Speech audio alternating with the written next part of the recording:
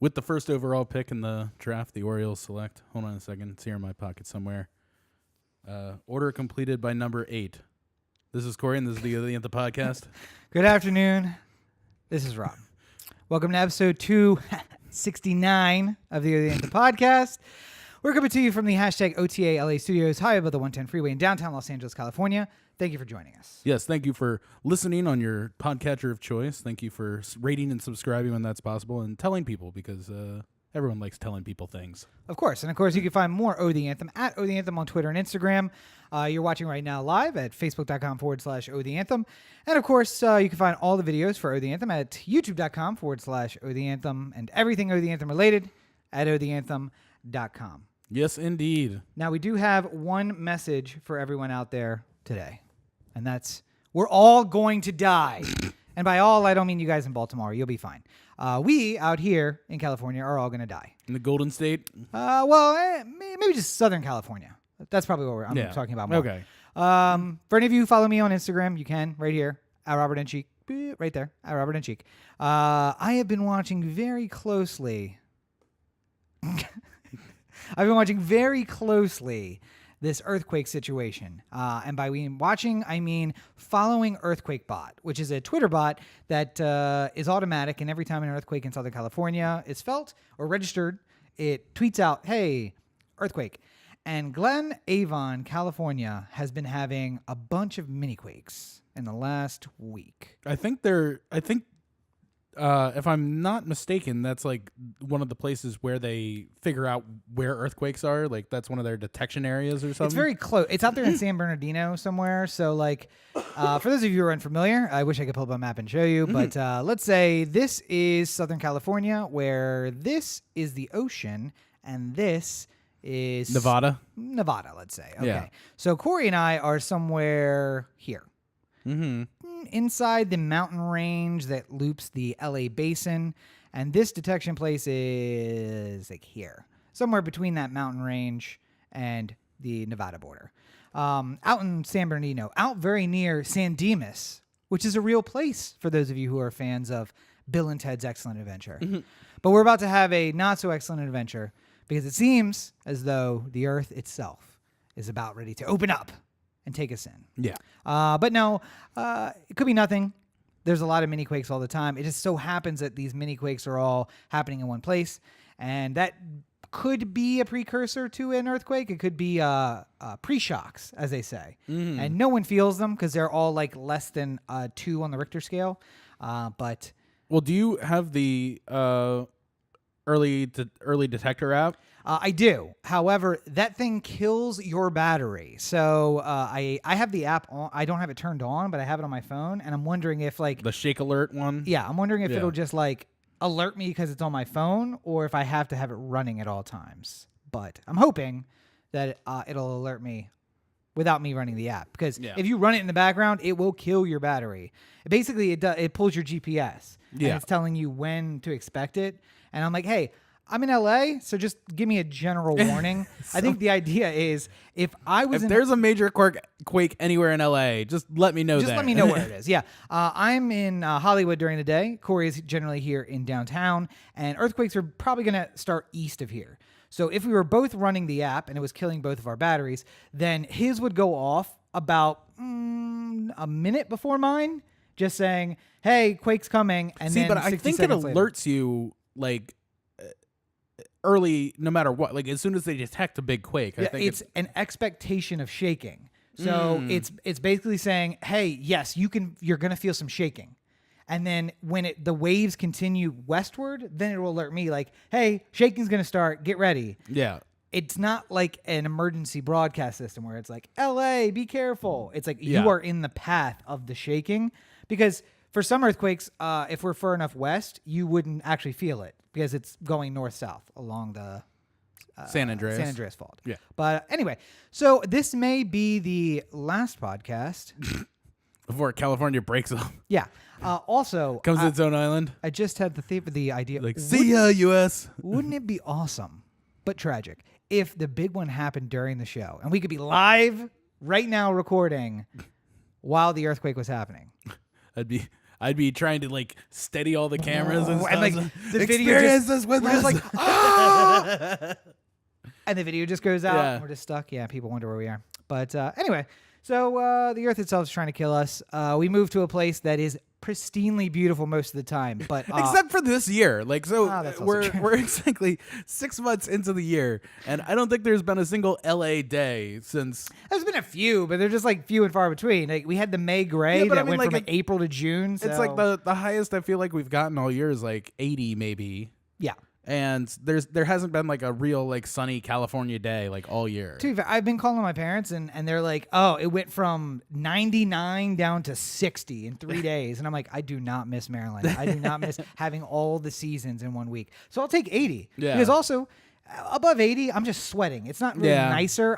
80 Listen, is nice. I'm not complaining about like, this weather is ideal for me, but I'm tired of hearing everyone else going like, when is it going to be California again? I mean, stop complaining about that, guys. No matter where you are in the country, it's worse than it is here. It's like, oh, it's consistently 75 every day since January. Oh, boo-hoo. Oh, we got down to 60 last night? Well, I hope you took your jacket.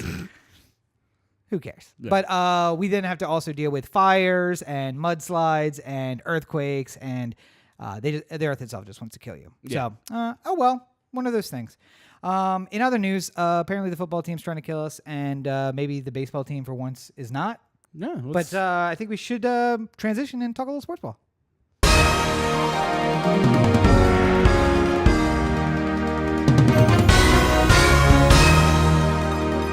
It's been so long, I don't even remember what the music is to that. Okay, yeah. 'Cause I started doing the sound, and I'm like, that's not right. Well, also Oh. people could hear you doing that. Yeah, I know. 'Cause it I like wasn't singing me. along because I was going to sing along with it, but then I'm like, I don't remember what the song is, so maybe It's not. all Maybe I new to should. me. Yeah. So both of our teams in Baltimore, well, one of them is allegedly playing. I can't say for sure. I have not watched a single game. I haven't watched a single game this year, except for the brief bits that I caught when I come over here and you're watching at some point. Yeah, but even now, like I realized that. So the draft was today, and I listened to a little bit of the MLB Tonight Show or Baseball Tonight Show on my podcast app, which is like the first time I've listened to it all year. And I'm just like, listen, it's just like the Yankees are in disarray, but it's a whole bunch of scrappy players and not their stars who are carrying them. I'm just like, what? What is this? Like, I feel lost without a good baseball team to follow. And I mean, like, I guess I could start following the Dodgers just to like feel the competitive energy of it, but it's just not the same. They're not that good this year either. No, though, they're right? leading the NL West. I know, but it's like not the runaway team. And Or maybe not. I'm not really following base. The problem is like when your heart's not in it, it's just like It's so hard to baseball's- care. That's yeah, the problem. Like- Baseball's fine, I guess. What I'm thinking is I think the boys need to go to a Dodger game. I think that'll get me in the spirit. This is the third consecutive year without an opening day. yeah. And I think it really just got to me that like the team's not good, so I don't want to watch. I don't want to follow. We didn't have opening day. Even when the teams were bad, we had opening day. Yeah. So I think And we that still there's- had a certain number. Like, Oh, yeah, the it was, tickets. It was that thing where it's just like, I want to go to I haven't been to a game in 2 weeks. I want to go to a game. I need to get there. Yep. But like when it's 3,000 miles away, that's not. I was gonna say I don't think that we went 3 weeks without a ticket either. Like Probably not. I mean, like even when you were living at Charles Center, yeah, we went to like 27 games or something like that one year. And yeah. that was like a low. Before I went to law school, we went to 27 games, and there were 54 or 58 home games that were there. We went to like almost half of them in the time between when when the season started and when I left for law school. Yeah. So Checking it was in a on how off Rob is. Yeah. The Dodgers are 41-19, damn. which is the best record in baseball. And also basically the opposite of the Orioles, if I caught that correctly. 19-47. 18-41. 18-41. Yeah, so the we have opposite. we have one less win than Dodgers have losses. Yeah. What a year. So let's go back to our beginning of Orioles- the year predictions. Orioles a crazy 20.5 games back. Jesus Christ. It's not even the goddamn All-Star break. When are we statistically eliminated? What's the number one Tomorrow. in the AL East? Yeah, when's the AL East? What's the number one team have? 38. Yankees at the yeah. top. So they're 20 wins ahead of us. Okay, so but I'm trying to think. So really, we won't be statistically eliminated until August, right? Because like if the Yankees lost everything, Well, even so, like we would still be in the wild card running, I guess, until like like statistically speaking. yeah. I mean, realistically, anyone who looks at this, and the next closest team has 19 wins, so it's us and the Royals. Ooh, man, it's a sad time for the Royals. Yeah, we're the only ones with less than 20 wins.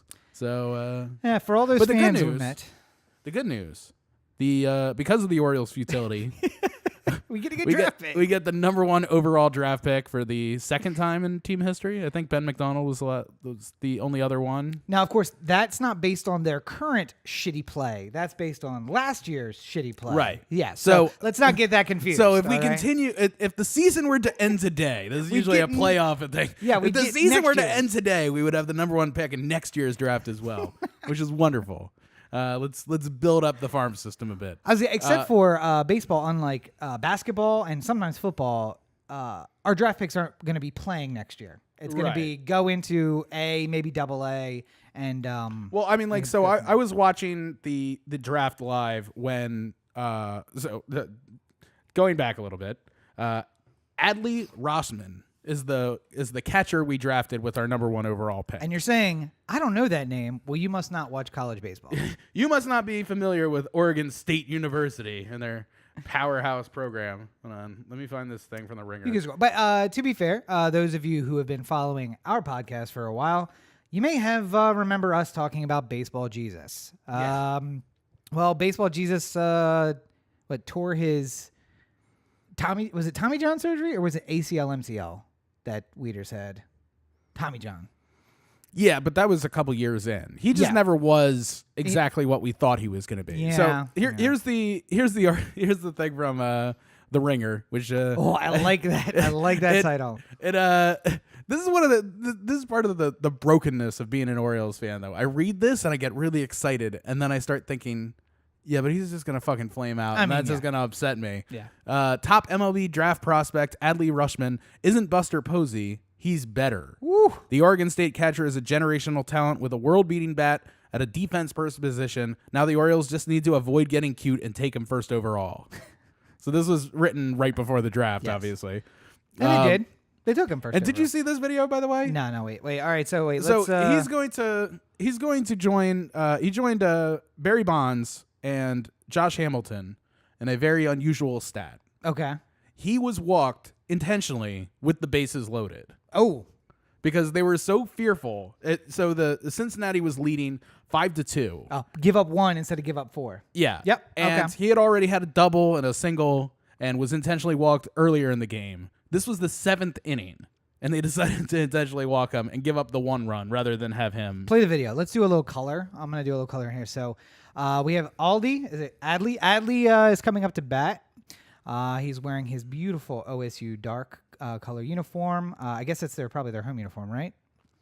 It looks like they're going to go and talk things over. The catcher's heading out to the mound. Oh, he's wait, just like, no. you can go to first. Nope, He's like, go ahead. Really? Okay. And you're going to walk in a run. So Cincinnati now stays up 5-3, but the danger has been avoided. 0 outs, bases loaded. Yeah, but I mean, what do you again worry about giving up 4 and giving up the lead? Instead, you give up 1 and try to work your way out of a jam. But then I think he's a good base runner as well, though, right? Like, no, it's not fast, but smart. I thought it was like a thing like they liked putting him on second because then at least in scoring position. No, that might have been somebody else. So Maybe not. Okay. the article. I don't follow college baseball. I wonder where it was written here.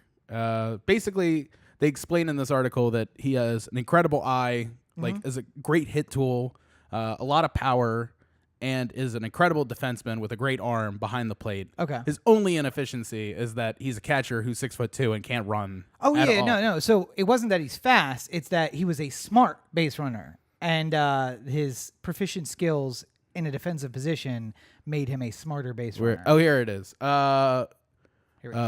Rutschman, however, is not only a catcher but a good defender behind the dish and a switch hitter to boot. The only skill he doesn't have is speed. At 6'2", 216 pounds, Rutschman looks as clunky and steam-powered on a dead run as his last name sounds. Rutschman. but that's not essential for a catcher. He frames well, blocks well, and throws extremely well. And you know what the key is? When you hit it over the fence, you don't have to run. You don't have to run that fast. Nope, just jog. Good news about that. Yeah. But yes, where was it here? Say something. So the MLB draft, I didn't realize this. Are they doing the multi-night affair like the NFL does? Well, yeah. So the MLB draft is like 15 rounds or something. Yeah, so but I mean, they have they kind of go like all week with it, I think. I was gonna say, but so only the first round tonight, though. Yeah, they only one showed pick. the first round tonight, Yeah. and then like the rest of them, Then it's I don't like think two- they're like two even through- televised anywhere. It's just like 2 you through can 4, and then you can follow it online if you want. Yeah, Uh, which Corey will, of course. Yeah. 21-year-old hit 411 with 575, 751 in his junior year after hitting 408, 505, 628 as a sophomore.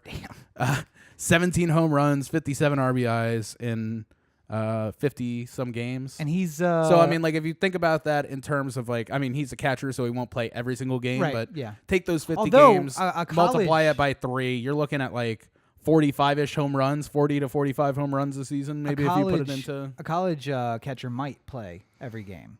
yeah, they have a little bit more time Yeah. between. It's not like you're going to get those two pitchers in who are the rotation. major leagues though. He's not going to play Okay, every day. yeah, I mean, yeah. like he'll sit out, every 4 games or something like that. That's so okay. Well, he played 50 games. We play 162 in the majors, Mm-hmm. and if he can keep that 400 going over his appearances in half the games, Yeah. I will. I'll accept the fact that he's not available to play. I every mean, week. basically every example I've seen of what they think he's going to be is Joe Mauer or Buster Posey, which to me are 2 MVPs. Yes, And I will gladly take that. either one of those. We'll slowly build up the rest of the things, but a power hitting catcher is something that is so hard and so like it's like a shortstop who can hit 50 home runs. You're just like, you're not supposed to do this. Oh well, I think we had one of those too, didn't we? Oh yeah, at one point we. Oh, he plays for Los Angeles now. Oh no, San Diego. San Diego. Yeah. So he plays for San Diego now.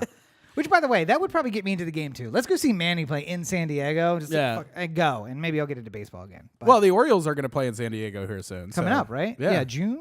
Something like that. Is it in June? It's already June, so Yeah, I we think should it's late probably check June. and see. Yeah. But it's a midweek thing, right? I think it was like Monday, Tuesday, or something like that. So Of course. Of course. Anyway, I have 22 days of PTO, so I feel like maybe I could take a day, go to San Diego, just and take one off. see a baseball game. Yeah. But so good news on the Orioles front, although maybe not. We'll see. It's just like the same thing with the Capitals for so long. Yeah. It's the unbreakable sense of dread Yeah. that I have that surround all my sports teams. It's like I should be really excited about Adley Rutschman. Mm-hmm. Like it's like we got Zion or we got LeBron. Like this is the level of talent that they're talking about Adley at. Yeah, But like but- I just can't trust that it's like he'll have a career where he has like 4 MVPs and he makes 10 All-Star teams and hits 500 career home runs or something like that. Yeah. And I'm still going to be like sitting there like 18 years into his career like it's all going to come crashing down sooner or later. Let's not get ahead of ourselves. To be fair, that is the career he's going to have. He's just not going to have that in Baltimore. He'll have that after his first contract is up, and then he moves on to When he another signs town. with San Diego. Yeah.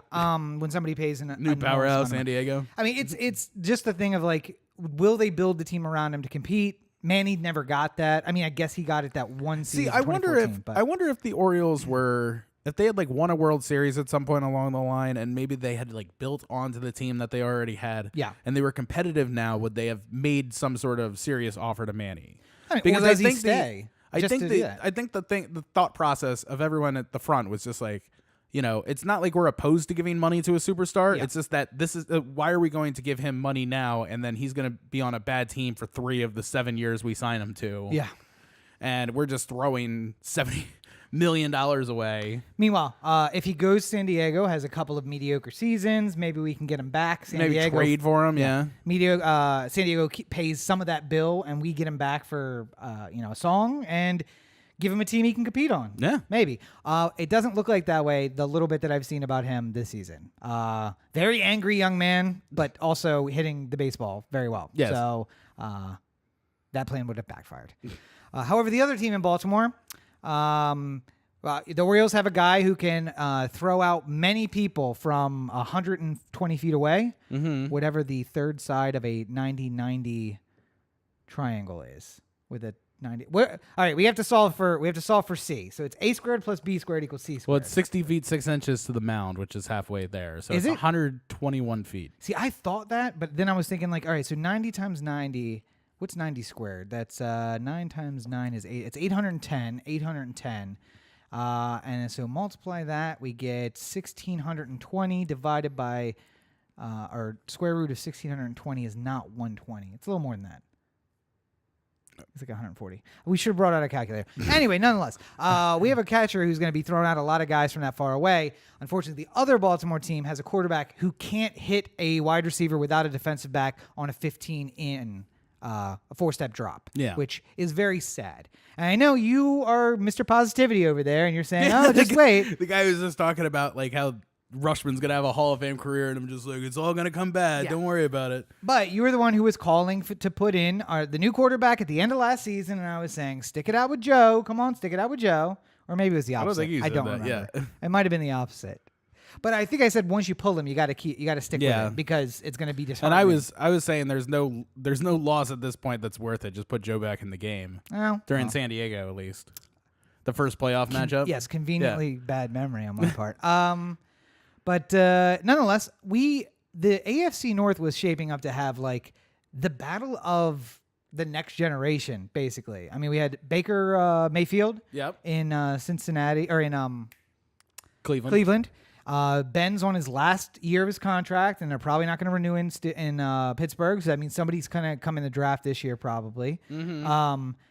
Cincinnati has Dalton, who has not had a fabulous time the last 3 years. I mean, he's been very. I always thought Dalton was kind of like Joe Flacco in a way, like a better version. But yeah, if they had let Joe go a little bit, or if at any point Joe had a receiver as good as AJ Green, sure, yeah. He would have been Andy Dalton. And also a couple of running backs that you can hand it off to who are halfway decent. I mean, I think the Ravens have had some decent running backs during the same. Like Ray Rice was good for a while. Oh, yeah, until that whole thing. Yeah, before the unfortunate incident. Yeah. Okay, so anyway, so maybe you're right about that. Yeah, but I mean, like, honestly, like, videos of, Lamar overthrowing receivers right now is not great. Like, it's not like I'm happy about it, but I'm also at the thing right now, like, they're going to install a completely new offense, which, if you want to get upset about something with the Ravens, it's that they decided to create an entirely new offense for this year and not tell Lamar about it. And he showed up and he's like, hey, here's your new book. What's Enjoy. This?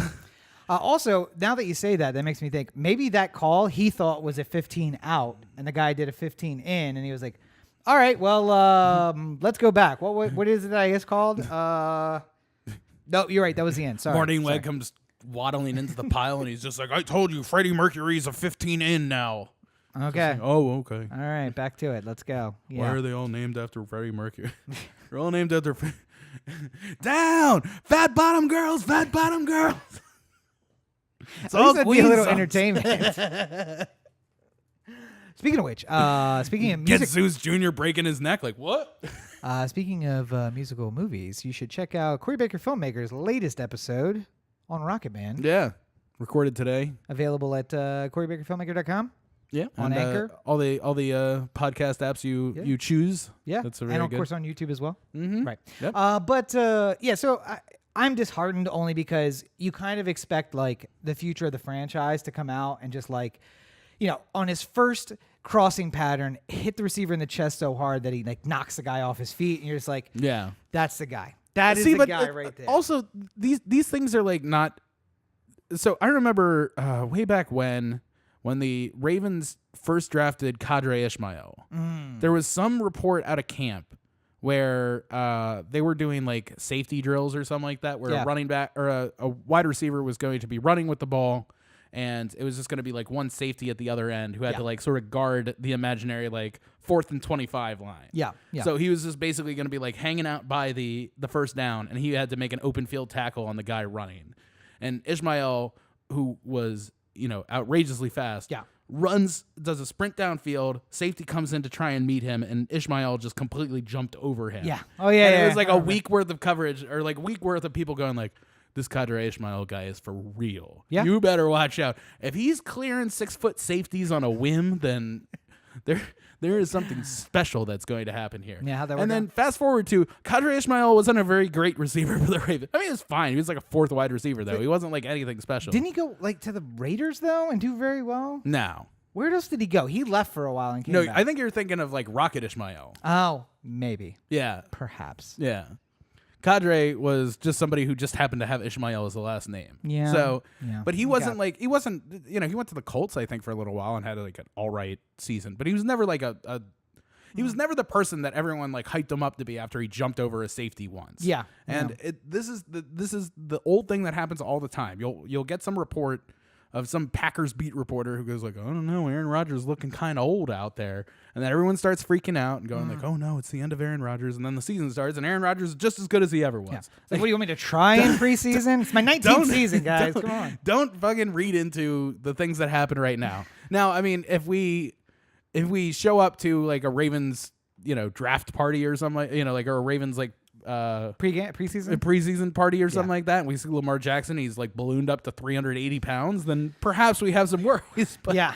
like, right now, let's live in the now. Let's just let him get time to figure out how to do this when there are no penalties for not doing it right. So Yeah, like nobody intercepting the very wide pass. that would've most we're likely not been going picked to be eliminated from playoff contention now. So not like the Orioles. off. I was going to say, it's only the other team in Baltimore. Who got is, eliminated from playoff contention 3 months before the season started. Oh, man.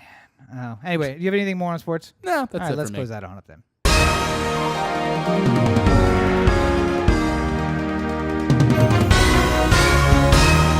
All right, so I want to jump from that into kind of follow up on a topic we've been talking about before, which is we've been talking about the laws in the old South, if you will. Although the old South basically makes up everything between New York and California at this point. But some very controversial laws have been passed in Georgia and Alabama, Missouri, Montana, Texas, basically all over the place. Yeah. But The only one of them that has film money though is Georgia. I was gonna say the impact is California can't do much about all those, but it can do something about Georgia, and they sent the message this week that this shall not stand.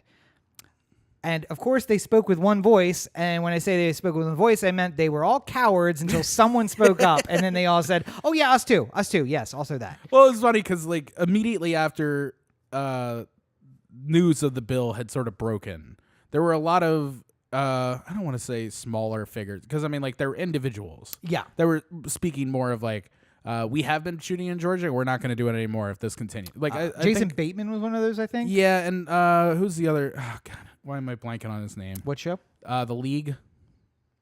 Oh, He's done a lot of movies. The with Brothers? his brother. Yeah. Why am I blanking on his name? God damn it! Somebody's yelling it right now at their dang. podcaster. Yes. Yes. They're like in their car and it's just like, oh, you gotta remember his name. Is it the Ishmael brothers? Is that who I'm thinking about? Ishmaels. Jim and Jake Ishmael. Oh man, the League cast. Wait, we got it. We're gonna do this here. Oh, you know what? I bet you I switched the camera too. I absolutely did. Let's get this out of here. Duplass. The Duplass brothers. Yeah, Mark Duplass. Yes. Mark Duplass said he wasn't going to film there anymore. And then nothing from like a major company or a major player per se. And then Netflix, I think it was last week that Netflix stepped in it or stepped out. To be and said fair, it. first, everyone looked at Tyler Perry and he said, no comment. He spent like $1 billion in Georgia. He's like, Tyler Perry's looking at his like $500 million compound that he built in Georgia. And he's just like, well, this sucks. Motherfuckers. You really fucked me on this one, Georgia. Oh, you want to hear about the king and stepping in it though? Just as a quick sidebar, GoPro was about to open up a new plant in China, and then Trump came out with this tariff talk, and they were just like, all right, so we're not gonna have this plant in China. Instead, we're gonna open it up in Mexico. Fast forward a week later, guess who's getting tariffs too? GoPro, hey, GoPro, just open up one in Georgia. I'm sure you'll be fine. Nothing controversial there. Hey, how about this, guys? California is really the place you need to come. Yeah, minimum wage is a little high. Yeah, but, the taxes are sky high, but in the end, you don't have to worry. That's not true. I can't say that Trump's not going to come out this week and be like, you know what, tariffs on California too. Screw them. By the way, is that the whole Cal exit thing still happening? Kind of simmered down. I haven't heard from it. Everyone was very surprised about the Trump thing. And I think their Cal exit plan was a little Occupy Wall Street. That was part of the problem where it's just like, we're going to break off, we're going to become our own country, and we're going to fight with the United States. And it's just like, I don't know about all that. Anywho. Well, I think that was exactly it. And then the people up in Jefferson were like, yeah, we're also going to fight you, though. I don't really know if you're doing this math correctly. Two-front war. The United States won. Jefferson, by the way, which is the non-existent country that exists in the northern 5 counties of California, which by area, huge amount of area. Population, very small, like 30. It's just like there's 117 people in this entire county, but they all have guns and they're all very angry, and they're also all Trump supporters. Anyway, so. Speaking of the South, so Netflix came out about 2 weeks ago and said that if this law goes into effect, then Netflix is going to have to seriously consider any investment in Georgia in the future. And then as soon as Netflix came out and everyone lauded them for making a big step, is when it was followed by NBC Universal, Disney, all the other big players basically saying, we're doing the same thing if Georgia doesn't. If Georgia goes through with this, we're not going to. They don't have direct threats. That's the problem. They're all just like, well, if you end up doing it, we're gonna have to think about it. Well, I think there's no exactly if you pass this law, we will start pulling money out of your state. It's like. They can't do that, though, because they have shareholders who are just like, wait, what's the plan for Ozarks that's going to be in production in 3 weeks? And what about all those people who are planning on having jobs? The good news is that anything that's in production right now, I imagine they're going to just sort of say, like, hey, we've already started our we've already made plans to shoot this here. We can't pull it out now. What about the stuff that's going to go into production in September? And they're like, all but I'm saying done and we're ready. Anything that has gone through the steps of pre-production is probably safe. All and right, so the law isn't going to be signed right away. In 2021, we are pulling out our investment. We have a lot of pre-production going on in Georgia, but after that, we are done. Is it Murkowski who was on our cartoon president that we just Murkowski, right? Collins. Yeah, Susan Collins.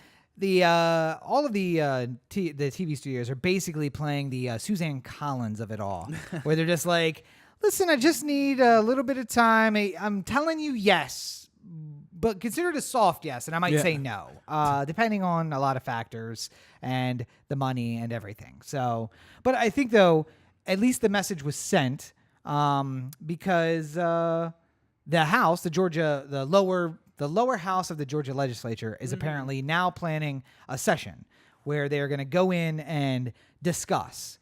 Now, so my understanding, if I remember correctly, is that the bill was passed by both houses. It was signed by the governor, but much like many bills in many states, it has a date of effectiveness that is sometime in the future. And they are kind of presenting okay, so we got that.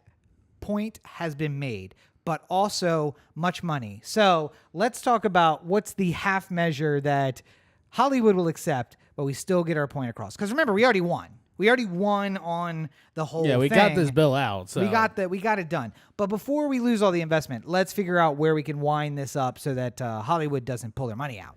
And I think that's going to be the question in the end. Yeah. Just where does this lie? And does the governor care, I think?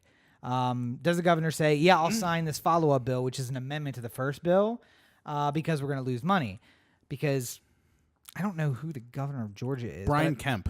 And that's right, he beat Stacey Abrams for the seat, and he was the one responsible for the voting machines. That's right. Now I remember. Yeah. So he's in his first term, so he does have to worry about re-election in 2020. So maybe. No, he would be 2022. Yeah, that's right, because that happened in 2018. It's been a lot of years already since 2016. Have we talked about that? It feels like a million years. Good Lord, I'm just tired. Anyway, but so whether the message is effective or not, I think it's also just important to say, well, forget about what's in pre-production. If you are the head of Netflix or Disney and someone brings this thing to you and says, listen, it's a rural setting, where you've been shooting Walking Dead, perfect for that. I don't think that you plan right now to go back to Georgia. You say, Vancouver looks a lot like Georgia. Well, I mean, the Georgia incentives are great, and it's why so many things film there. But I mean, there are incentives that are getting closer. Georgia isn't the only game in town. You could go to New Orleans or to Louisiana, which has a similar kind of film credit program. It's just not as sweet as Georgia's. Yes. And up until this point, Louisiana hasn't passed some sort of bill like this out there. I guess Louisiana has a very Republican legislature and a Democratic governor, but the Democratic governor says it's the will of the people. If they send me a bill and it has an overwhelming majority, I will sign it. So, something tells me that Louisiana isn't like a purple state, but it's certainly more purplish than Georgia and Alabama. Yeah.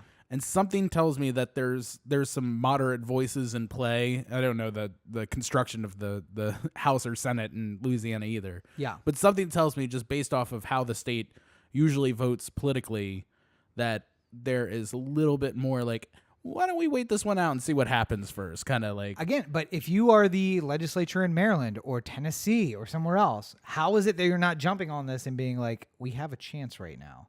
Let's throw in some extra money into the movie financing program and try to steal it. Well, I guess the other thing is that there's a lot of argument as to whether or not it actually works. Okay. So yeah, Maryland, there is a lot. Maryland has, just as an example, has increased its tax programs for filming in the last couple years, but they've done it very incrementally. They haven't gotten to the same sort of like pot that Georgia has committed for this sort of thing. By the way, it's taken up by two major programs in Maryland over the last few years, Veep and... Well, that's the other thing. I mean, like Maryland's system was like, like we have a large pot of money that we're willing to give towards tax rebates.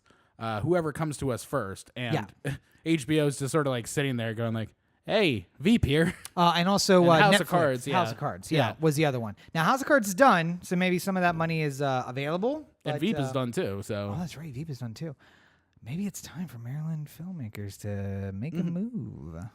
Maybe it's time for us to take over a little stretch of the JFX for an opening scene with a Yeah, we just need some funding for one of very many projects that are already written. By the way, HBO, if you're listening, just as a reminder, I have the better version of that Confederate show. Also, lots of other shows. There are many other things that we could film. Although your last thing was done in New York, not Maryland. My last thing? Yeah, the last thing you wrote in completion. Oh yeah, it's set in New York, yeah, rather than Maryland. So, but I mean, like I could do, you could just do a day in New York. You don't have to like. We're gonna shoot Baltimore for New York. No, but I'm saying like I mean, it's if we set it in 1991, Baltimore, New York, or current Baltimore, New York, 91. Just make all I need is a little studio space. We create a fake. A fake building where they operate out of, and then half of your episode is more than half is on the street. It's just him running from place to place. The first episode, it's gotta. He's from New York. That's where things are gonna start. It's a show that goes across the country. Like there's gonna be an episode where there's a debate. He's gonna have to be in an empty room. It could be anywhere. How do you not put that at Hofstra? That's my question. That's got to be at Hofstra. It will be at Hofstra. Now that you said it, one of the debates was at Hofstra, so it should be at Hofstra. Anyway, I'll just come to them and be like, hi, I'm an alumni who doesn't contribute anything to your...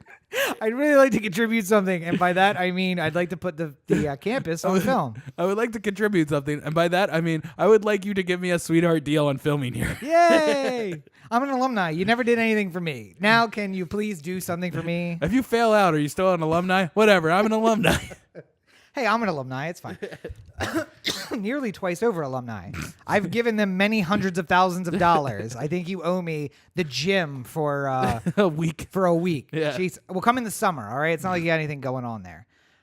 Anyway, so it remains to be seen how much impact this whole thing's going to have. Like I said, the initial response of, hey, let's go talk about it, though, probably good. Yeah. If nothing else, at least it sends a message, and don't plan on shooting anything in Georgia. I don't think that it's going to be available if something doesn't change. Again, they'll shoot what they have. Yeah. But like, by the way, they're not good. I mean, like it's business at the end of the day. They are not going to. If it would cost a penny more to change anything, they won't do it. Right. Until they have to. And they will make an argument like, listen, we've already sort of sunk a lot of costs of this show into filming in Georgia, and we just have to finish. Yeah. But after we're done with this and the 5 other projects that we currently have in pre-production in Georgia, we're done with Georgia. Well, this season of Ozarks can be shot in Georgia. But if next season they start winding up in Georgia, that's when people are like, hey, wait. I thought you said no more Georgia. Why don't you shoot Arkansas for Arkansas. Shoot Arkansas for Arkansas. How about that? And just have an alternative. I was going to say Missouri, but Missouri also passed a very restrictive law, so probably not a good place to put it either. And speaking of other, powers that be that are trying to fuck you, Corey had some very strong thoughts about our next topic, which is Apple debuted a new Mac Pro, right? Mac Pro. Yeah. Because the MacBook Pro is something different. Yeah. But if you guys are aware, Mac offers these little like canister computers. Oh, it's new now. It's not. It doesn't look like a trash canister? can anymore. Oh. Yeah. Well, that's a little better. Now it looks like a humongous cheese grater. Okay, so big cheese grater computer. Going back to the old style, like a regular tower, or is it smaller than that? Well, so like they showed like I watched the WWDC this morning, and they showed the thing where like you take off the aluminum casing or the steel casing, and there's gargantuan fans on the front of it. That basically the whole thing runs on more power than a car. Like it has to have 19 fans in the front of it to keep it from like blowing up in your house. This is not why you're upset though. This is not what you were ranting about a few minutes ago. So Roberto and I were watching this, and we were looking at each other, and the specs were ridiculous, and we were starting to do that. All right, well, the specs on this thing are ridiculous, and it's Apple. So how much is this thing gonna fucking cost? And then Roberto was just like, I bet you they get another $3,000. I'm like, what? No, you idiot. You poor simple idiot. And then they announced the computer, the tower, as $6,000. And luckily, though, they throw in a lot of extras with that. No. They announced the tower is $6,000. And then they announced that the monitor that they're also, that works in tune with it is $5,000 or $6,000 for the HDR version. So right there, you're at $12,000. But that display does not sit on its own. You need to buy an additional $999 $1,000 thing to hold your monitor up. Yeah. So you're looking at $13,000 all in for this computer, which ridiculous, by the way. Yeah. I will just say, like, it has 1.5 terabytes worth of memory. Yeah. Can run 6 consecutive or 6K displays like all at the same exact time. You mean if I bought 6 of those? No, I'm saying like if you had a video with like 6 different 6Ks that were like all running at the same time on the video, like a Brady Bunch type thing. Yeah. Then it would be able to run without any kind of trouble. That's not like bad. It's a very impressive machine for $13,000. By the way, wait, you're saying 13, but you forget that comes with no keyboard, no mouse, that's pre-tax. Yeah. No tax involved. But yeah, so you're going to have a nice computer sitting there. Then you have to buy the $100, by the way, I just ordered one, $100 Apple keyboard, which doesn't come with a mouse. You have to buy this separate $60 Apple mouse. And if you want the Apple mouse pad, they'll throw that in for a measly $15. So yeah. I also like how it's the whole thing has 5 ports on it or something like that too. Like it's like 2 USB-Cs and 2 Thunderbolts, and I'm just like looking at it like, come on, guys, really? Can you just put like 2 fucking like regular USBs? Anytime like I'm on set with somebody who has like a MacBook or something like that, like I'm looking at them going like, has anyone seen my dongle? I need a USB-C to B dongle. Anyone got one? It's just like, just keep the fucking thing on there. It's not that tough. Like, yeah. Anywho, they were selling this thing. By the way, when they announced that the stand alone was $1,000, there was an audible gasp from the crowd. I'm sure it's a very nice stand. She was just like, and the stand cost $999, and the whole crowd was like, oh my god. By the way, again, this whole fucking thing, it doesn't stand without the stand. It's not like that's the upgraded stand. You have to lean the monitor against the wall, otherwise. You lean your $6,000 monitor against you the have wall. they also have a mounting bracket that you can buy. So if you wanted to like mount it on your wall, you could do that. The mounting bracket is only $200. So I mean, like that's $800 less than the actual stand. And then if you move your desk slightly to the left, remount the whole thing. Oh man, be sure that's where you want it. But the hilarious thing about this all is that this layout of this MacBook or this Mac Pro is with only 256 gigs of memory. Yeah. And all I'm thinking about is like number one, normal people don't buy this computer. You guys might get one for the purposes of like if you have like a studio that you build there 5 of and them. you want to have like the highest run Mac Pro, you guys might have it. ESPN will probably get a couple because they have like high level editing that they have to do. Yeah. But like mostly companies are going to buy these, or editors who make 6 figures a year, like editing films will have these sort of things. Normal people who don't have trust funds will not. But the fact that they even bothered to tell us what the 256 gigabyte storage version of this thing is a real slap in the face to people who actually do this. Like I argued, I wouldn't even think about like if my laptop went, or if my computer went down, if my editing computer went down, I wouldn't even think about a computer with less than a terabyte of memory or a terabyte of storage. It wouldn't even cross my mind. So to tell us that the 256 is $13,000. See, but wait, you make a good point that we have studios and we might put one of these in our studios. Mm-hmm. Also in the studio. Also, you probably don't need it. That's just me saying. But also in the studio is the Pro Tools rack. Mm-hmm. And this, although I don't know they have a rack mount version of this as well. I don't know for sure that it will work with that few ports. I don't know. With the Pro Tools rack, I need more ports. You're going to plug into this thing. You're going to plug into a huge an extension thing that allows you to a hub that lets you put in 18 USBs. But more importantly, my point is that all of the storage is done in the Pro Tools rack. So it's just using it as a processor for all of the things that are happening in the rack. So the storage is there. A lot of it's all there, and it's just running the program and feeding information back and forth to the rack. So for that, you don't need a lot of storage. No, but you do need ports because I'm pretty sure I need at least 5 USB ports to hook up a. And I get it. Pro Thunderbolt Tools. is fast. USB-C is fast. It's way faster than like a regular USB. Like if you plug your external hard drive into a USB. Yeah. Like it's way faster than that. But at the same time, like I think this is a really good example. Essentially, what Apple is trying to sell you right now is a Lamborghini with a V8 engine, and every single one of the V's is powered by an individual V6 engine. Yes. It's way the fuck overkill. You don't need it. It burns through gas like you've never fucking seen before. And to top it all off, we gave you a 1-gallon tank. And then somebody goes like, that's not nearly enough. And they're like, wait, that's just the intro version. Don't worry, we sell a follow car that will feed gas into your vehicle while you drive. It's like, well, isn't that going to slow down the whole process? Yes, a lot. It's like, well, what's the point of having the V8 engine powered by the V6 engines if it's just going to run out of gas all the time? It's just like, I don't know. Maybe you should make your 8K content less than 256 gigs. I don't know what to tell you.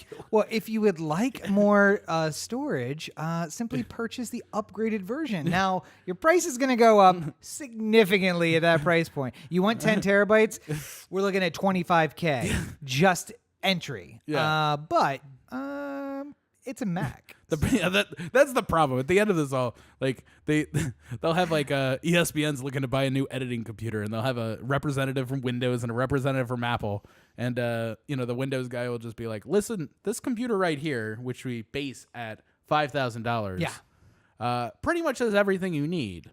If you wanted to add things on, like if a new graphics card comes out, you can just put it right in there. You want new memory, you can just install it. This is the type of thing that if you wanted to, you could just replace parts of it all the time and have it run forever. Yep. Like it, until you get tired of it, you could just have it run. Yeah. And then replace the graphics card, and then another year later, new processor. Okay, great. Pop that off, put the new processor on, put the board back in. Just all day trading stuff. But and then Mac goes like, we heard about how great it was that you could upgrade parts, so we decided to do that only this one time for this one computer.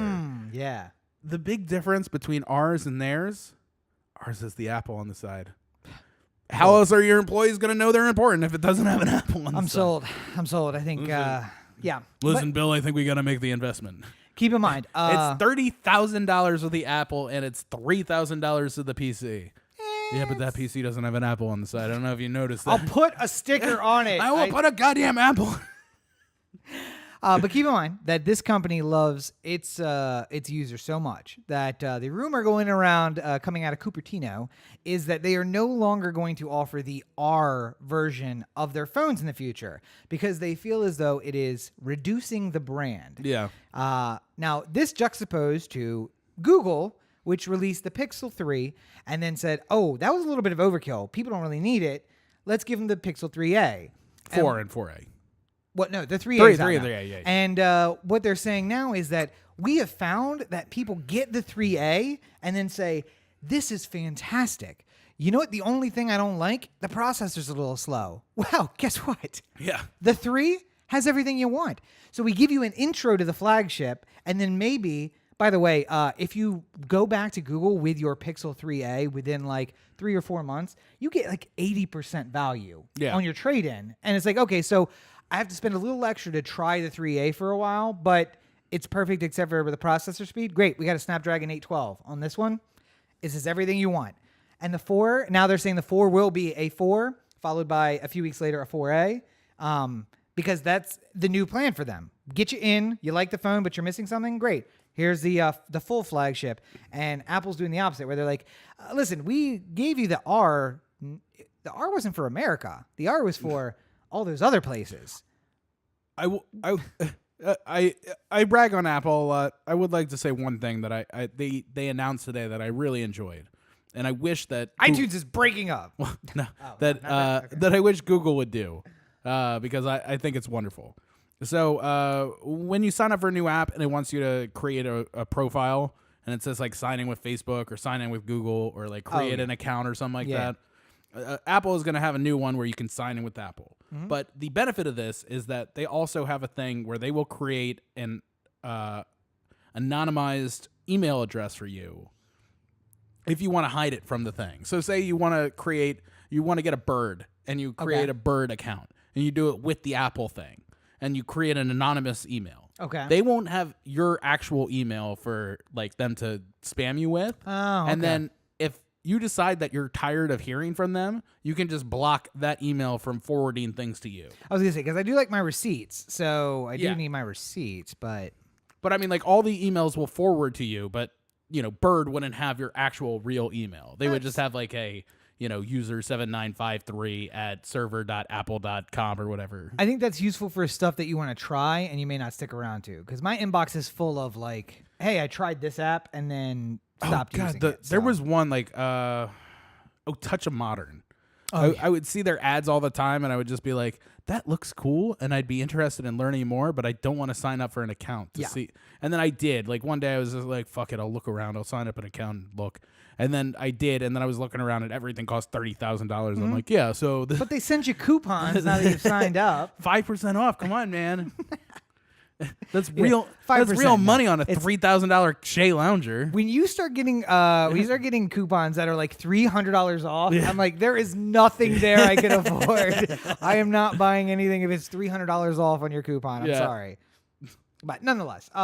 So yes, Apple is allowing that, and you'll be able to use that now on their multi-platform iTunes, because iTunes will soon be no more. Yeah, it'll be Apple Music. They're Apple doing Podcasts and Apple TV. They're doing what Google did, which is to say everything is Google Play, but there's Google Play Books and Google Play Music and Google Play apps, and everything's just kind of spread out amongst several different platforms. And so the one thing that Apple has done to lead the way in the last ever was the iPhone 10 or XR. Giving you a kind of a budget version of the phone. And they basically said, no, fuck our guys. Fuck our users. We don't care. We're not doing that anymore. And now they're just following Google for literally everything that they do otherwise. Yeah, if you watch the beginning of their keynote, it's a lot of, Yeah, Android did this 6 years ago, so we're finally catching up. Like it's pretty.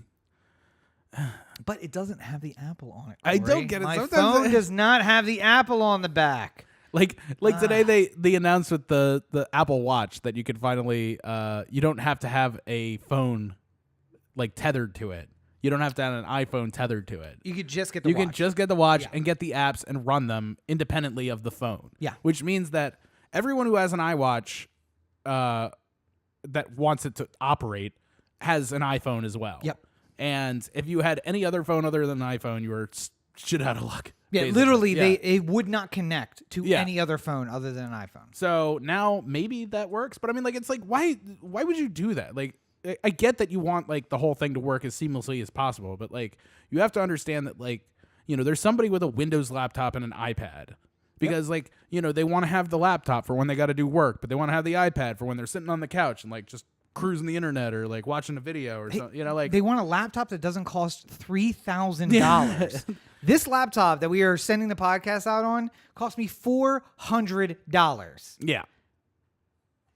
And like literally, there are people at work who are bringing in laptops, and I'm like, I could throw this out the window of a moving vehicle and just go I've buy. seen it happen before. Go buy 3 more of them and still not pay what you have paid for this one laptop. How do you walk around with something that valuable on you? I would just never leave the house. I'd be like, okay, so I'm going to have my work computer and my home computer, and the work computer is going to stay at work, and I'll lock it up there, and then my home computer is going to stay, because I don't want to get on a bus. I don't want to put it in my car. I don't want anyone to have any chance of taking my $3,000 laptop.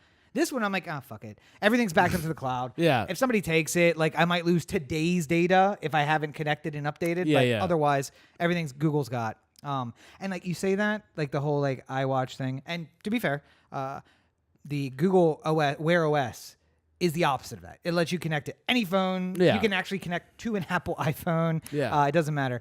But I don't know why, but that makes me want to use everything Google. That's what I just realized. I use Chrome. I have options on the Windows laptop. Well, one of the things I heard in like one of those post shows talking about with the developer conference today was just that, you know, like the problem is that like Apple can do certain things really well, and they can figure out how to be the market on like laptops. Yeah. Because I mean, like, you know, realistically, it's still 90% of all computers sold are Windows computers. But they make it seem like it's more. But I mean, like, there has certainly been a humongous market shift in, you know, if somebody wants a laptop, they really want a MacBook or a MacBook Air or something like that. Some you know? people do. Yeah. I do not. But I'm saying, like, the desire to have it as like a status symbol is like this new thing. This is the laptop of the proletariat. I will proudly stand behind my $400 Lenovo laptop. It's got a hammer and sickle and everything. Oh, you might have just inspired my first sticker. Just Whoa. put it right there where they make it glow. It doesn't have a glow. It red. doesn't even have a glow thing on the back. Like, I couldn't even put a fake Apple sticker, and I can't put my hammer and sickle on it because it just doesn't glow. It's whatever. Gonna have to install a little glow protocol. They saved $150 by not having a glowing ball on the back that lets you know that I'm actually working. By the way, people at my work who have the Apple products, when you fall asleep on the couch and it goes to sleep and that little Apple goes off, I know. I walk past and I see that the Apple's not glowing. You're not working.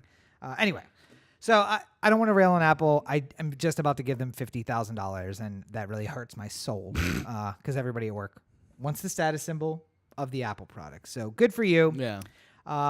What I'd like the status symbol of is a former prosecutor who was hired to do a job and did it admirably, but still is hated on by everyone from both sides. That's what I would like.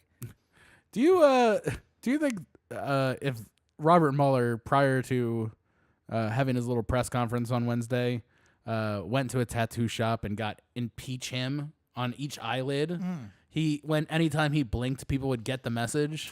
Like, do you think somebody would say, like, what the hell is that on his eyelids? And then they'd zoom in and try and figure it out? Because I don't know what else he could possibly do.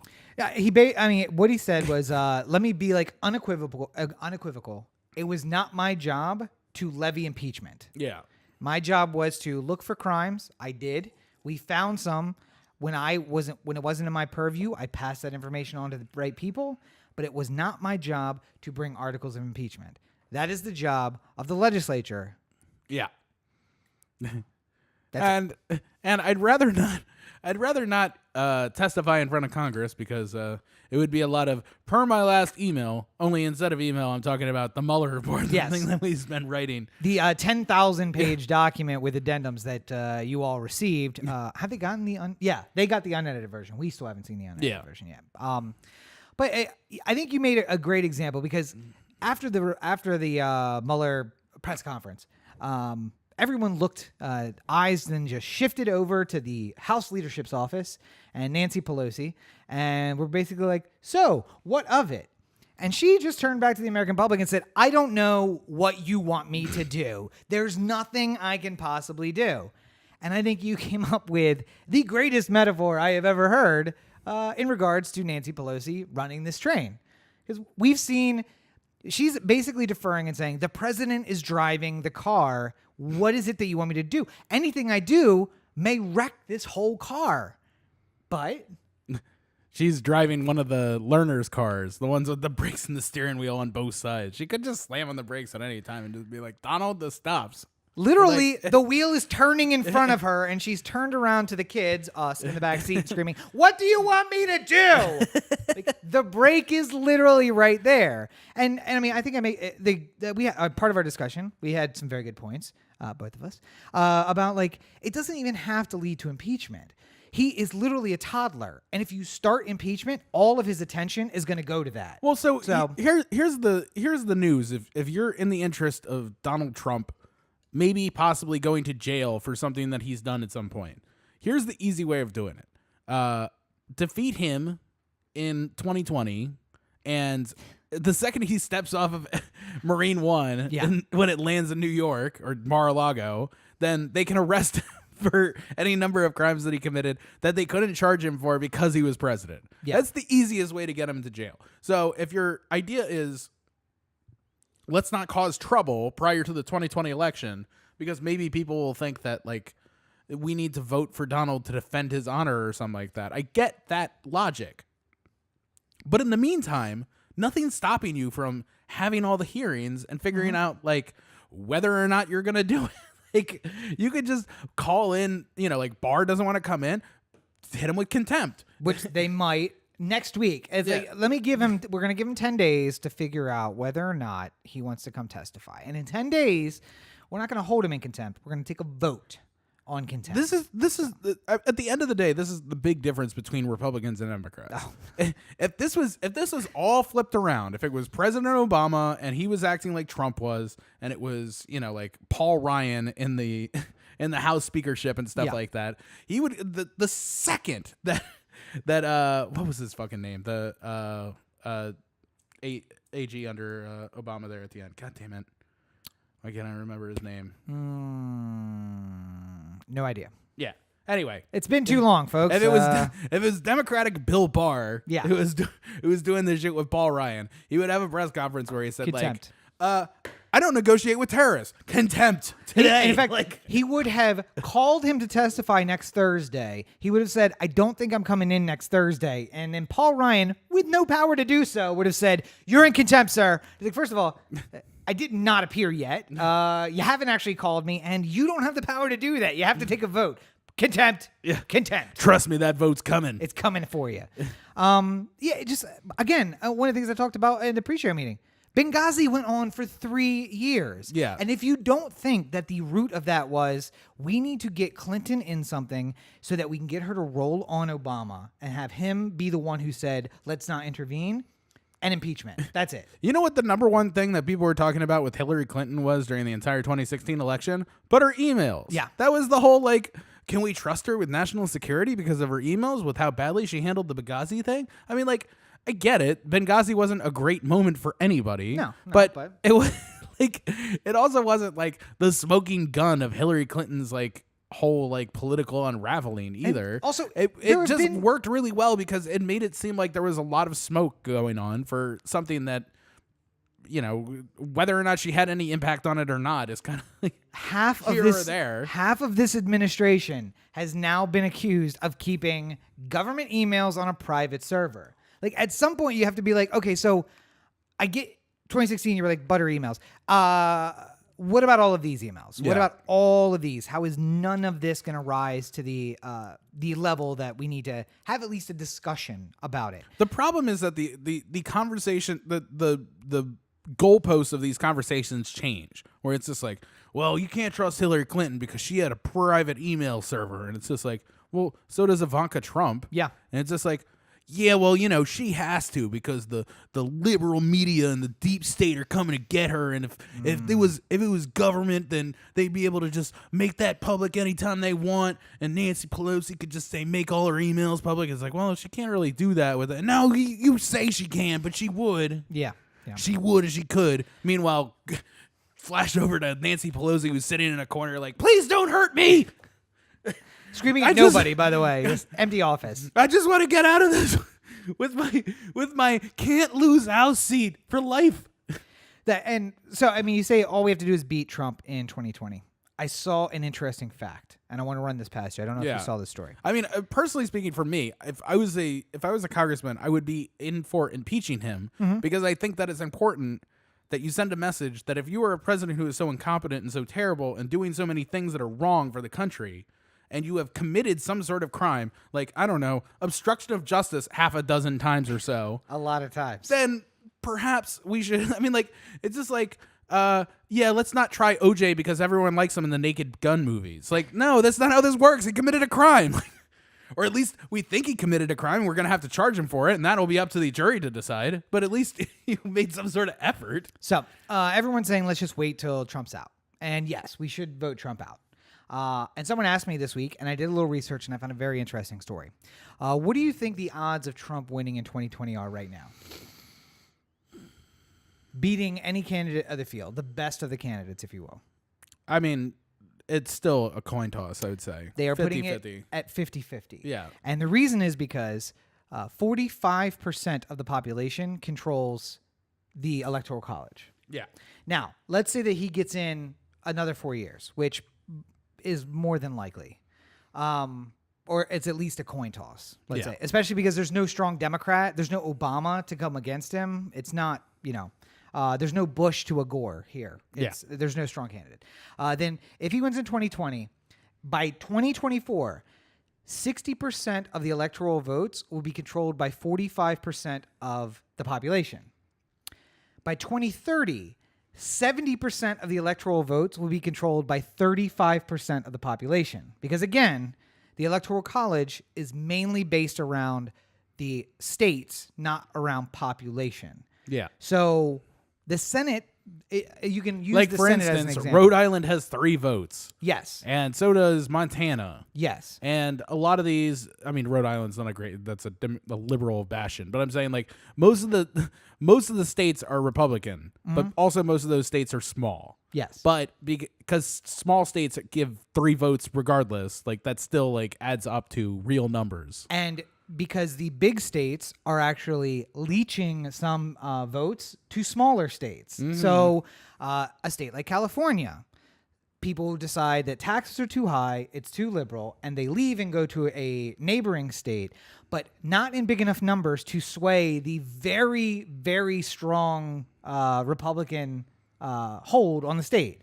So maybe and also we do things like we put an immigration question on the census, and now all of a sudden a bunch of people don't report, so it skews the results of the census. But nonetheless, there are only so many House seats to go around, and those House seats are one way that we look at the Electoral College. But in the end, everybody gets 2 for their senator. Yeah. So that is kind of the great equalizer, and that number that I'm talking about there is how the Senate will break down too. That by 2030, 70% of the Senate will be controlled by 30% of the population. Yeah. Because although rich white people are moving other places, population is growing in population that may or may not be counted by a census is growing in urban centers. Yeah. And those places are already Democratic and they're already represented by 2 senators. So when California loses out because it's such a big state that still has the same amount of senators as Delaware. Yes, that's Like, basically it. yeah. And so, yes, they gain electors because they gain a House seat maybe, but they also, there's only so many House seats to go around, and then right now I think it's at 710,000 people. And per House seat. 99% of the people in the House are worthless. Like, Also true. I mean, yeah, But my point is that like there's 710,000 people per House seat now. As the population goes up, that number goes up too. So maybe it's up to 850 by 2030 or 1 million people by 2030.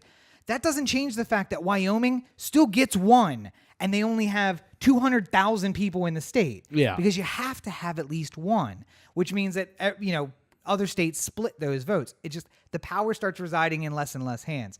And this is not saying I'm not for the Electoral College, because states like Maryland would never see, well, places that I grew up would never see a candidate were it not for the Electoral College. See, but Maryland doesn't see candidates anyway. Well, I mean, that's I 'cause there's would also say another there would be more of an argument for, like, for my entire life voting in Maryland.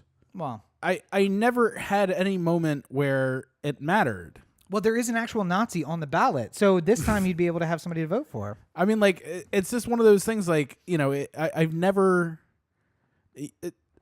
the presidential election was always decided within seconds of the polls closing in Maryland. Polls are closed in Maryland, and we're proud to announce that Hillary Clinton has won the vote. It's like there's in a people still landslide. in fucking line. It's like, well, we know because there's so many goddamn Democrats in your state.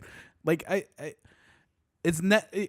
I would love for my vote in California to mean something. Mm-hmm. But for that to happen, it would need to be a popular vote as opposed to the Electoral College. And listen, I understand that, like, smaller states want to have more of a say in the whole process. And, like, they want it to sort of be, like, the same sort of deal with the House of Representatives and the Senate, like, where, the Senate, all states have two, and it's all equal, and then the Congress can be divvied up by population. But I just think that, that clearly there's something wrong with the system here. It needs to come up with a more... How about this? Cal-Exit, not Cal-Exit, division, where we divide the state up. But we have to divide it into sections of equal population. Because then we do get 5 different states in California, but they're all still democratically controlled. So we have 8 extra Democratic senators. The state of San Diego, state of Los Angeles, state of San Francisco. Because the thing is, literally the state, I think, would be divided up horizontally. And it's just like San Diego to the Arizona state line, LA to the Arizona state line. And the Nevada state line. Yeah. And then like the Bay or Sacramento across the state, the Bay Area across the state. And just the most northern city would control everything north, not by area, by population. And it would just make 5 Democratic states. Do the same thing to New York. Now, New York would have maybe one. Just make every borough a new state. Yeah, one. It would have one Democrat. Welcome or one to the Republican state of Manhattan. But honestly, if you divide it by population, Long Island would be a state. And probably every borough would be a state, and then everything north of the river. Yeah. Which is all those Republican votes don't matter because they're still thrown in with the Adirondacks. thrown in with Westchester, and it's like, so now we have 6 Democratic states in New York, and we have 5 Democratic states in California. They all get senators, they all get congressmen. I think we're onto a plan here. Illinois might be the same way. Split it up, south side, north side. Just basically like state of North Chicago. It turns into like it's a pinwheel because it's just Chicago is the center, and we just draw lines out from the center, dividing the state up. It's the only way we can get equal population. I don't know what to tell you. Move out there. There's more things out there. See, but the problem is, like, at the end of the day, like, the best thing for if Democrats wanted to start having, like, winning the Senate and stuff like that, like, tell all your friends to move to Kansas or something like that. That's the way you would do it. But then the problem is that, like, the Democrats would get there, whatever Democrat you send to Kansas, and they'd just be like, this is boring. That's like, it's awful. We drove through it. There's a whole lot of nothing out there. Although in Kansas City, Kansas, the highest or fastest internet in the country. Yeah. Because that's where fiber, the Google fiber is. Yeah. And Google headquarters is. But that's going away too. Oh, damn, is it? Yeah. Well, you don't even have that. Even when you're bored, you can't watch your VR porn. They decided it's way too expensive to run fiber after cable everywhere. So you're just like, this isn't such a great idea. We'll get out of this little scheme. I mean, so the thing is, like, how do you, without getting rid of the Electoral College, what do you do? And I don't have an answer. We take massive amounts of population from the cities and we move them to the center of the country. And we say, hey, keep voting Democrat here. We'll turn this place around. But There's literally nothing. How to draw about people to. this? Because we talked about this idea sort of in terms of like the driving test before, where it's just like if you can prove that you have super outrageous skills, then you could get extra bonus things on your license. I think. Like You mean and votes? I get extra votes. Yeah, If I yeah, show yeah. I'm a good voter, I get extra votes. I think number one, just make it one vote per person. Everyone gets the equivalent of one vote as long as they fit the requirements for voting. So SATs. Can you put your name on the Yeah. ballot? Good. One vote for you. Are you 18? Are you not a felon? Good. You get one vote. And But- wait. No, this felon thing. No. Well, you I'm should just get saying, your voting rights back. If you're a after you current serve. felon, Okay. if you're all right. if you're currently not a felon, or you're in a state where you get your Because rights. Vermont lets you vote from prison Oh, even do if they? you're a felon. Yeah. Okay. If you're at least 18 in every state. There we go. Okay. Why not 16 though? Because like if you're 16 in a presidential election, there's no state that has 16 though right now. Is there? it's up for vote in like 2 or 3 places. Okay, well, still right now, as of this second. Okay, don't- all right. Don't step on my coattails. I'm trying to make a point. Okay, 18, yes. 18. You're 18. You're allowed to vote in any state. Yeah. You have the equivalent, without doing anything, of one vote. Excellent. Let's say that you decide that you are an exceptional citizen. Yep. And you go and you take your exceptional citizen test. How about this? I have a political science degree. Can I just get bonus 5 just for having a political science degree? I just feel like you need to it'll all be factored into the test. All right. Okay. So you go down there, you take your test, and you prove. It's sort of like the people who are willing to do the NSA pre-check. okay. Like if you're willing to go through the effort of going down, like TSA, proving your TSA pre-check, not NSA. It's all the same government. If you're willing to go down there and take the short test that proves you know more about it than other people, then you get like plus 10 votes. Like you have a multiplier How on about your this? vote. Every person who becomes a citizen automatically gets plus 10 because they had to pass the citizenship test. So Yeah. your first level of your extra voting test is the citizenship test that everyone else has to take to become a citizen. So every new person coming in, 10 votes. And most of those people are liberal, so we're already skewing the vote the right way.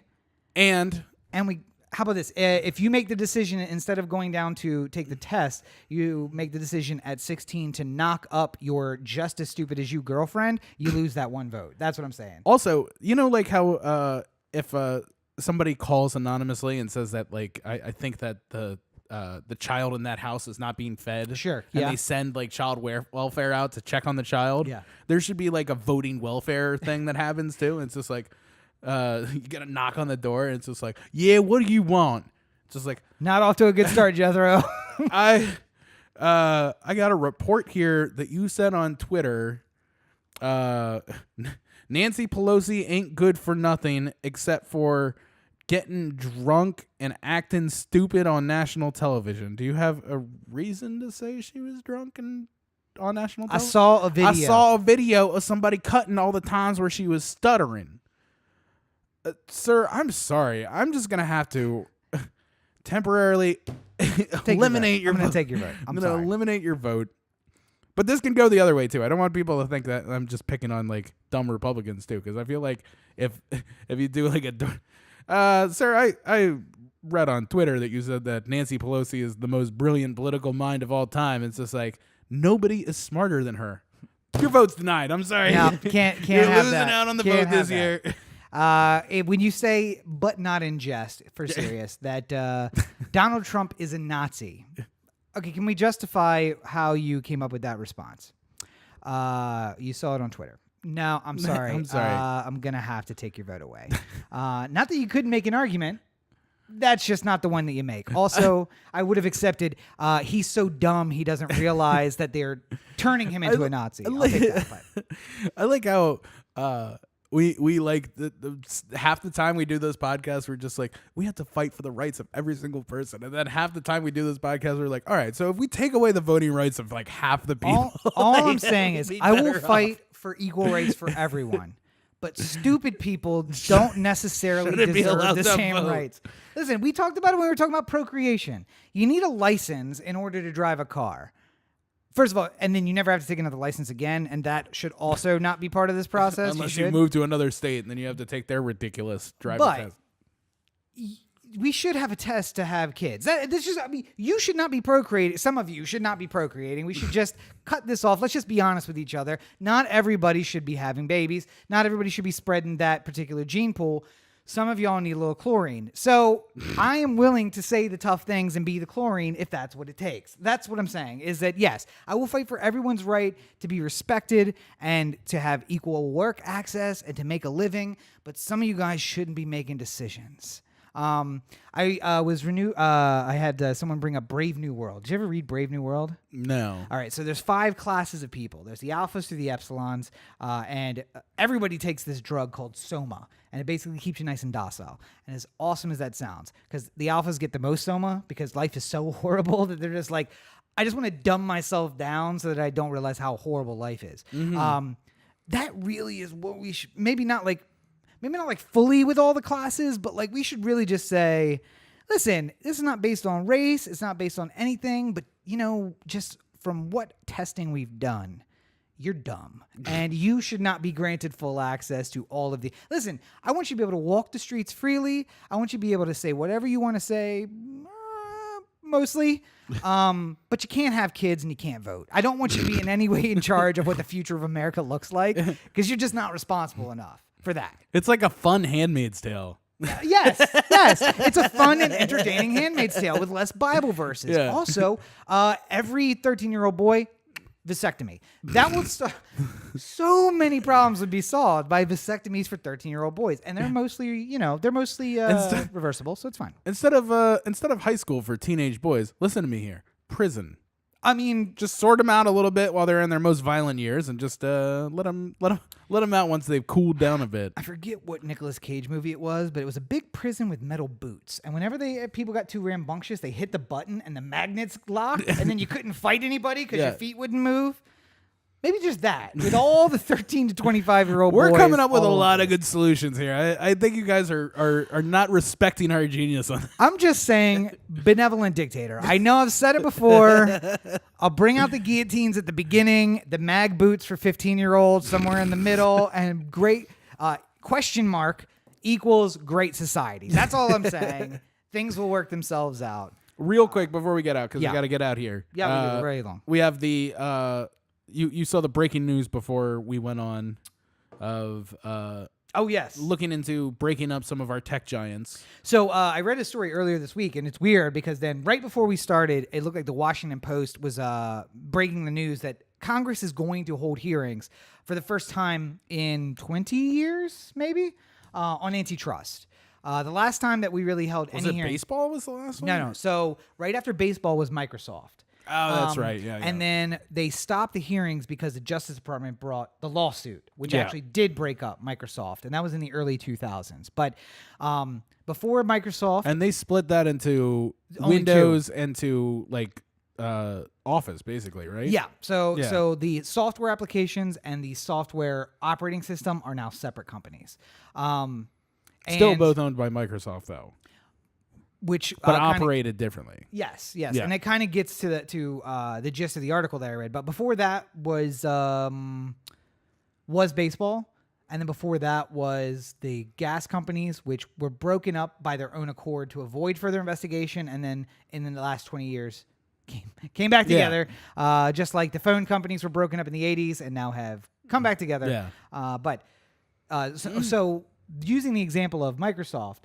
The article that I read this week said that Google has followed the example of Microsoft's antitrust thing and set up basically what Microsoft was forced to. If you guys remember from a few years ago, Google is not the parent company anymore. Alphabet is a parent company, and it owns majority interest in many small companies. One of those is Google, and then small little company, very small company, which is an advertising company that runs a search engine.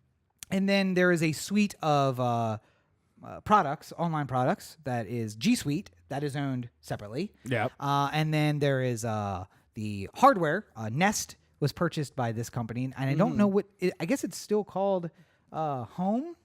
Well, they're doing it's going to be Nest now, though. It's Nest, which is I think part of their thing is they wanted a different name for that part of the company, so now it's Nest. So they've created this. Microsoft owned the Windows company, and it owned Works, which is not what they call it, but whatever. And Google has followed this example, and what this article said is, I think from the beginning they said, how can we avoid being broken up by antitrust litigation? Here's how we do it. We follow what the litigation ended up with. And parent company, smaller other companies, and they can't have the same members on the board.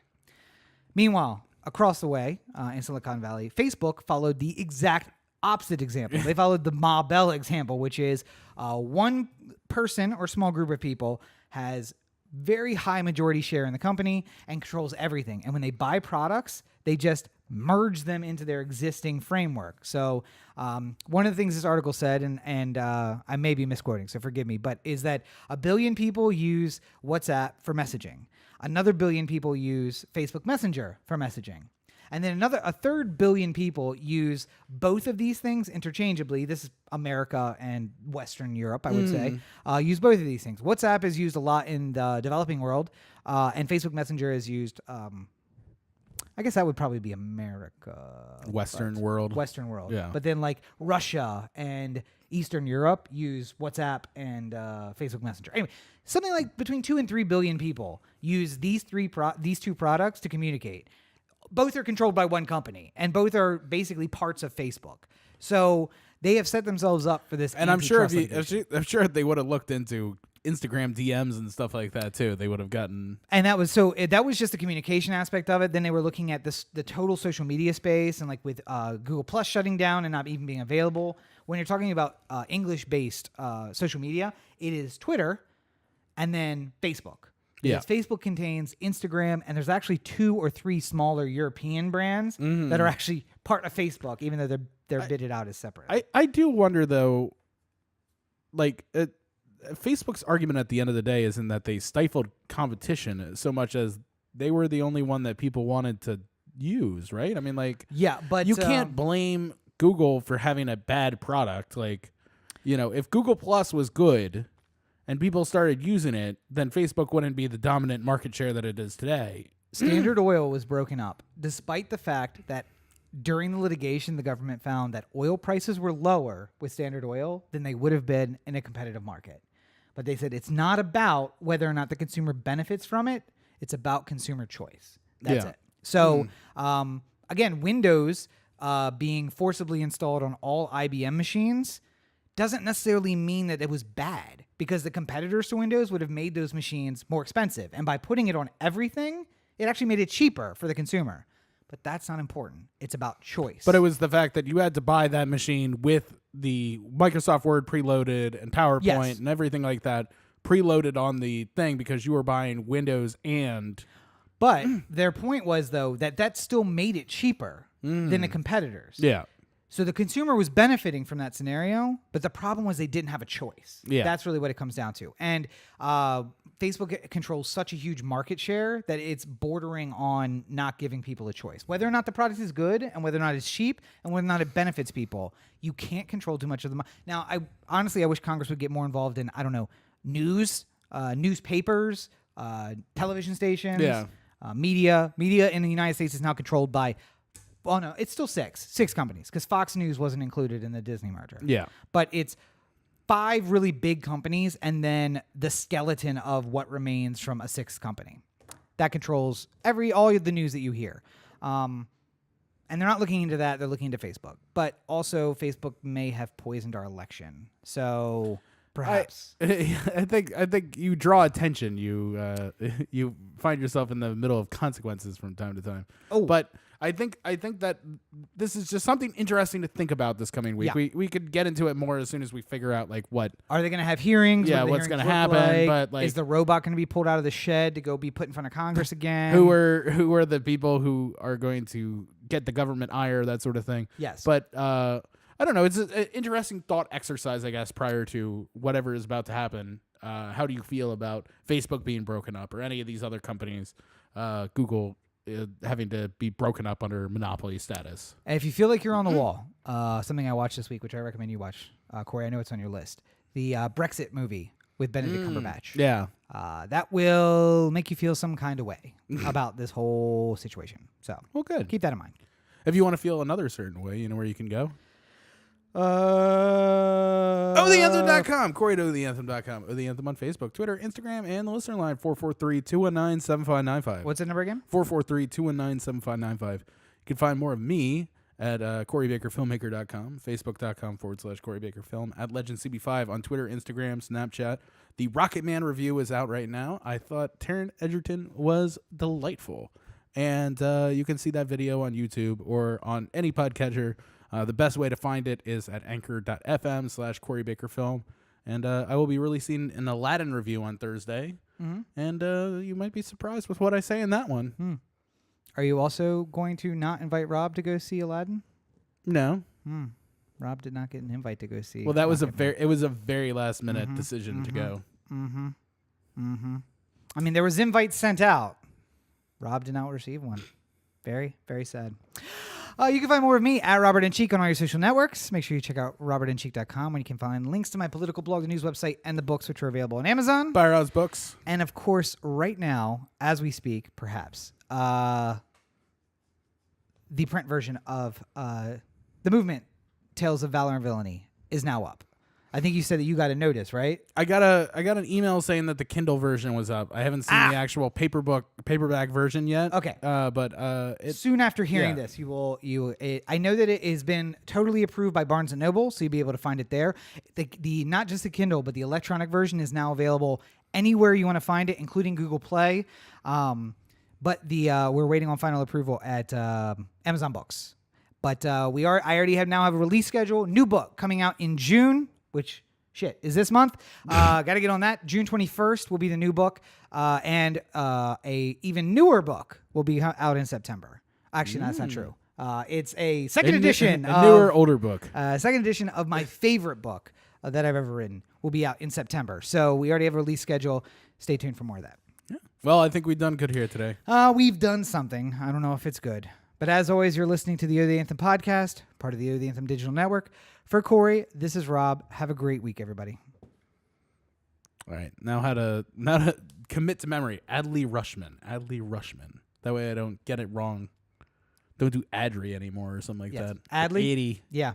I mean, is it really going to matter, though? Because I sense an MCL tear coming in the future. No. And there he goes. There's the Orioles' chances down in Smith. No. We'll see you next week, everybody.